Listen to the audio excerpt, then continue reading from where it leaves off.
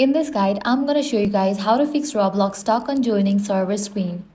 First, check your internet connection. So launch settings, navigate to the option Wi-Fi, make sure you have stable internet connection or else forget the network and again rejoin it.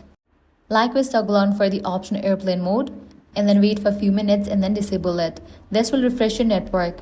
Next up, update your Roblox app. So launch your app store, search for the app Roblox. After app appears, if you find the option of update, click on it and update the app to its latest version.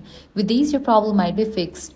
Lastly, what you want to do is check the server status. For that, close this, launch your preferred browser, navigate to the website like Down Detector, search for Roblox. If you found out any outages, you'll need to wait until the problem will be resolved. It's an issue from the end. So that's all for this video.